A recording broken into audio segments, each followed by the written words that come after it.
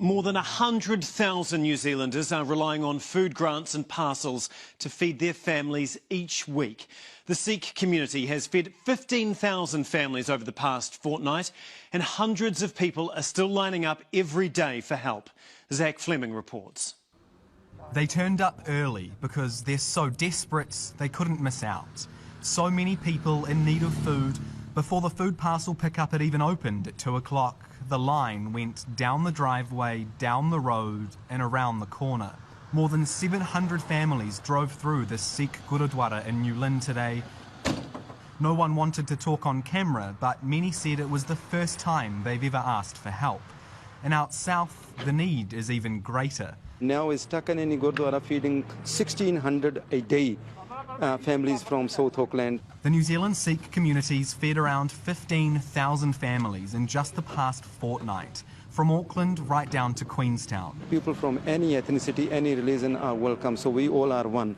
And in this difficult times, we are all New Zealanders, so we need to be stand with our all wider community. And every day, the number of hungry families exceeds their worst predictions. In North Shore, we're expecting only 350 yesterday and 750 turnout. Yeah. We have a Sikh growers in Hawke's Bay who giving us 5 tons of apples, fresh apples every Monday and then again on Friday. So we're doing 12 tons a day food serving to the community. That's on top of the Ministry of Social Development, which is currently giving out around 70,000 food grants each week. Whereas it was giving out less than 15,000 a week this time last year. That's a more than 4-fold increase.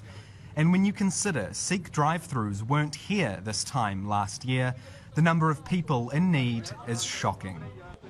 And Zac, you've been speaking with other emergency food providers today. What have they been saying? Well, there are so many people struggling to feed their families at the moment that the food banks and organisations are actually starting to struggle themselves. The big ones like the Salvation Army and the Auckland City Mission are feeding about 1,000 people a day each at the moment. That's Christmas level demand, but the smaller ones are doing similar numbers as well.